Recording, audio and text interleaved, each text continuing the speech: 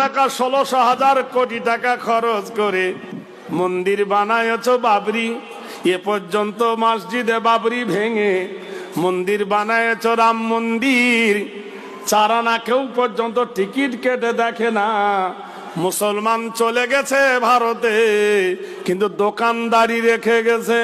বলে কি দোকানদারি? ভারতের মাটিতে একটা কবর আছে, সেই কবরটার নাম হলো তাজমহল। কি কবর? 500 টাকা টিকিট। প্রতি মাসে ইনকাম হয় 10 কোটি টাকা। 10 কোটি টাকা যদি মাসে ইনকাম হয়, বছরে হয় 100, কত 20 কোটি টাকা। নারায়ে তাকবীর। এ টাকাগুলো কারা খায়? মোল্লারা খায় না, তোমরা খাও। লুরিবুর ইয়োরানার মুসলমানদের একটা মিনার আছে, সেই মিনারটার নাম হলো কুতুব মিনার। কুতুবউদ্দিন বখতিয়ার খিজলি দিল্লির মাটিতে। সেই মিনার দেখতে গেলে টিকিট লাগে 40 টাকা। মাসে হয় 2 কোটি টাকা ইনকাম। তাহলে মাসে 2 কোটি হলে বছরে হয় 24 কোটি টাকা। এই টাকাগুলো কোথায় যায়? ইয়োরানার মুসলমানদের একটা ঘর আছে ফতেপুর, সেই ঘরটা হুমায়ুন বানিয়েছিলেন। আরেকটা ঘর হলো আগ্রা, সেটা আকবর বানিয়েছিলেন। আরেকটা হলো লালকেল্লা, শাহজাহান বানিয়েছিলেন। এই 3 ঘর থেকে আসে মাসে 3 কোটি টাকা। তাহলে 3 বারং 36,000 টাকা থাকে, 36 কোটি টাকা আসে বছরে। মুর্শিদাবাদের মাটিতে একটা ঘর আছে ইয়োরানার, তার নাম হলো হাজার দুয়ারি। তার টিকিট হলো 20 টাকা। প্রতি মাসে 2 কোটি টাকা ইনকাম হয়, বছরে ইনকাম হয় 24 কোটি টাকা। একবার সুবহানাল্লাহ বলুন, আরো জোরে বলুন। ইয়োরানার এই হাজী মোহাম্মদ মহাসিন, হাজী মোহাম্মদ মহাসিন বাঘের বাচ্চা বাঘ। হাজী মোহাম্মদ মহাসিন 1800 সালে 200 কোটি টাকা ভারতের অর্থ তহবিলে দান করেছিল। 1800 সালে। তখন 5 বছরে ডবল হতো টাকা। 5 বছর রাখলে ডবল হতো। তাহলে 1805 সালে হতো কত? 400 কোটি। 10 সালে হবে 800 কোটি। 15 সালে হবে 1600 কোটি। 20 সালে হবে 3200 কোটি। 25 সালে হবে 6400 কোটি। সুবহানাল্লাহ বলুন। 30 সালে হবে 128 কোটি। 35 সালে 128 দুগুণে ডবল। 40 সালে ডবল। 45-এ ডবল। 50-এ ডবল। 55-তে ডবল।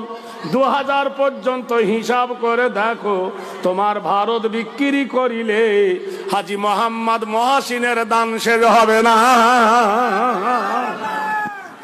ইয়োরানার আরেকজন বাদশাহ শের শাহ, দিল্লি নয় পাঞ্জাব থেকে হাওড়া পর্যন্ত রাস্তা বানিয়ে গিয়েছিল। Sher Shah road, GT road, গ্যান্টল রোড। সুবহানাল্লাহ বলুন। লক্ষ লক্ষ টাকা ট্যাক্স আদায় করছো হাজি, জেনে রেখে দিও। তাহলে সেই অত বড় বীরবলের টাকা দান করেছিল একজন বাদশাহ। শের শাহ রোডটা তাহলে মুসলমানকে দিয়ে দাও। মুসলমানকে তাড়াতে হবে না, মুসলমান ভারত থেকে চলে যাবে। আমরা কারোর দয়ায় বেঁচে বাস করি না দেশে, আমরা কারোর দয়ায় বেঁচে বাস করি না দেশে। দেশের জন্য ফাঁসির মঞ্চে প্রাণ দিয়েছি হেসে। সুবহানাল্লাহ বলুন। ভারতবর্ষের মাটিতে জাতীয় সঙ্গীত হলো 4টে। একটা গেয়েছে আল্লামা ইকবাল। কি গেয়েছে? সারে জাহাঁ সে আচ্ছা ये हिंदुस्तान हमारा, हम बुलबुल है इसकी ये गुलशता हमारा। গেয়েছে আল্লামা ইকবাল। আরেকজন গেয়েছে কি? হও করো মেতে ধি, হও উন্নত সি নাহি ভয়, ভুলিবে তো ভেদে গান, হও সবে আগুয়ান। সাথে আছে কে? সাথে আছে বলছে ভগবান। ওই ভগবানটা কেটে দাও। যদি বলি হাও কারমেতে দি হও উন্নত সি নাহি ভয়, ভুলিবে তো ভেদে গান হাও সবে আগুয়ান, সাথে আছে রহমান হবে যা। হাও কারমেতে ধি হও উন্নত সি নাহি ভয়, ভুলিবে তো ভেদে গান হাও সবে আগুয়ান, সাথে আছে কোরআন হবে জয়। নারায়ে তাকবীর। কটা হলো? দুটো হলো। আর বঙ্কিম গেয়েছে সুজলং সুফলং শস্য শ্যামলং মলয়মুধমং বন্দী মাতরম। আরেকজন গেয়েছে, নাম বললে এখন গাল কেটে উঠবে, কিছু ভক্ত আছে তো রক্ত দেবে। গেয়েছে কি? জনগণ মন অধিনায়ক জয় হে। প্রাইমারি স্কুলে পড়ায় না, কিন্তু মানেটা করো দিনই জনগণ মন অধিনায়ক জয় হে। জনগণের মনের মতো অধিনায়ক তুমি।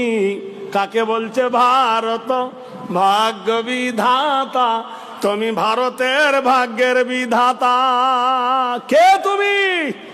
পাঞ্জাব সিন্ধু গুজরাট মারাঠা দ্রাবিড় উৎকল বঙ্গ, বিন্দ হিমাচল যমুনা গঙ্গা, উচ্চল জলধি তরঙ্গ। ইংরেজের কাছ থেকে প্রাইজ পাবো বলে ইংরেজকে টুপি পরালো জনগণ মন অধিনায়ক জয় হে। তুমি জনগণের মনের মতো অধিনায়ক। হাফেজ গোলাম মাসুম প্রতিবাদ করে বলল, শোনো এ কবিতা মানা যাবে না, এ কবিতা মেনে নেওয়া হবে না। বললে কেন?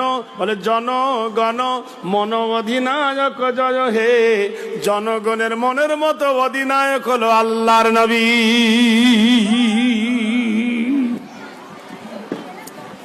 ভারত ভাগ্য বিধাতা, মানুষের ভাগ্যের বিধাতা ইংরেজ না আল্লাহ।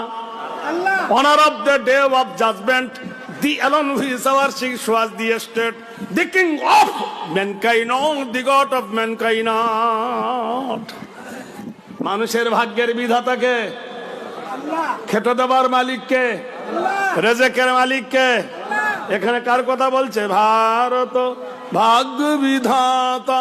এরা ইংরেজকে টুপি পরে বলছে তুমি ভারতের ভাগ্যের বিধাতা।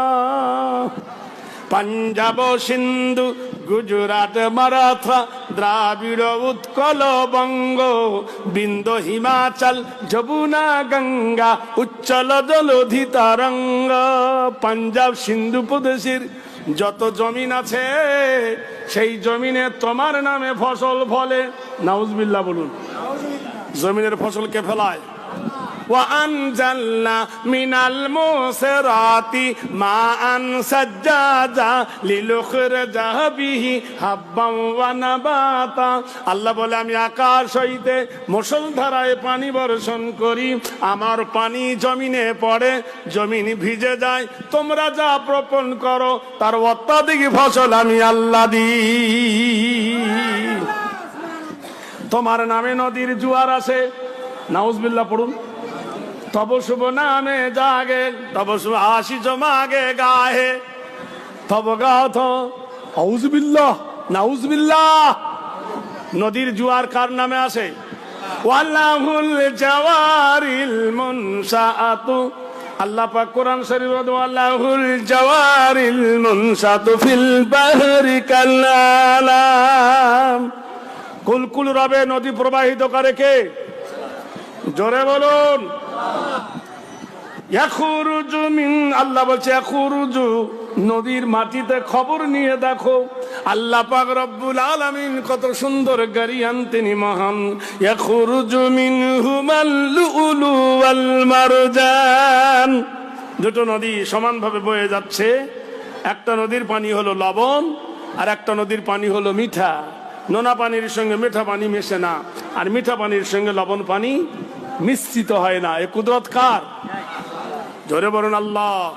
মহান আল্লাহ বলেন, বান্দারে আমার কুদরত যদি দেখতে চাস, ওয়াইজা কুজিজাতুস সালা ফান্তাসিরু ফিল আরদি ওয়াবতাগু মিন ফাজলিল্লাহ। ফজরের নামাজটা পড়, ফজরের নামাজ পড়ার পরে আমার জমিনে তুমি ছিটিয়ে যাও, আমার কুদরত দেখতে পাবে। কি দেখতে পাবি? কত নামি দামি জিনিস এই জমিনের উপর আমি আল্লাহ সৃজন করেছি, তোমরা দেখতে পাবে। এই কথাটা বলেছিল হাফেজ গোলাম মাসুম। এজন্য কলিকাতার মাটিতে সল্টলেকের আমবাগানে হাফেজ গোলাম মাসুমকে ফাঁসি দিতে হয়েছিল প্রাণ। হাফেজ গোলাম মাসুমের যখন ফাঁসির অর্ডার হলো, জেলখানায় বন্দী হলো, জেলখানার জেলারু বলেছিল, হাফেজ গোলাম মাসুম তোমার তো ফাঁসি হবে কাল, তা তুমি কিছু চাও? তুমি বলেন, আমার 4টে দাবি। 1 নম্বর দাবি, আমার হাত দুটো পিছনে বাঁধবে না। 2 নম্বর দাবি, কালো কাপড় দিয়ে আমার মুখটা ঢাকবে না। 3 নম্বর দাবি, আমি আজকের রাতে আমার মাহবুবের সঙ্গে দেখা করব। নাম্বার 4, ফাঁসির মঞ্চে উঠে কিছু কথা বলবো। বাদশাহ বলল, হ্যাঁ তোমার আবার মাহবুব আছে? বলল, হ্যাঁ। রাতের বেলায় বলল, মাহবুবের কাছে যাও। উজু করলেন, উজু করে কোরআন শরীফ পড়লেন সারা রাত ধরে। বলে, এই তো তোমার মাহবুব? বলছে, হ্যাঁ, আমি আল্লাহর কোরআনকে বড় ভালোবাসি, কোরআন হলো আমার মাহবুব, আমি হলো কোরআনের মাহবুব। বন্ধুরা আমার, সকাল বেলায় ফাঁসির মঞ্চে যখন দেওয়া হলো দড়ি, তখন ওর মা এসে, বিবি এসে হাফেজ গোলাম মাসুমকে বলছে, হায় হায় তোর প্রাণ যাচ্ছে। বলছে, মা কেঁদো না, আমি মরি নাই। পৃথিবীর বুকে কিয়ামত পর্যন্ত যত লোক আসবে, সবার দিলের ভিতরে তোমার এই পুত্রর প্রেম জেগে রইবে। বলুন সুবহানাল্লাহ। ভাইরা আমার, মা আমি মরবো না, এপারে দুনিয়া ওপারে কিয়ামত আখিরাত। হাফেজ গোলাম মাসুম ফাঁসির মঞ্চে যখন উঠছেন, স্টেজে উঠছেন, তো চলে আলহামদুলিল্লাহ আলহামদুলিল্লাহ। ইংরেজ বলছে, হাফেজ গোলাম মাসুম তোদের দুঃসংবাদ এলে ইন্না লিল্লাহ পড়ি, আর আলহামদুলিল্লাহ তো সুখের সংবাদ। হাফেজ গোলাম মাসুম বলছে, বেয়াদব, দেখতে পাচ্ছিস না ফাঁসির মঞ্চে হাজার হাজার মানুষ আমার জন্য চোখের পানি ফেলছে, আল্লাহর অগণিত ফেরেশতা আমাকে বরণ করতে আসছে, আমি শেষ তওবা পড়ে নিচ্ছি।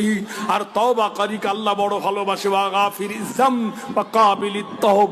আমার মরণ হবে শহীদের মরণ, আমি মরে যাব পৃথিবীর ভাতাতে, কিন্তু আমি কিয়ামতের খাতায় জিন্দা। বলুন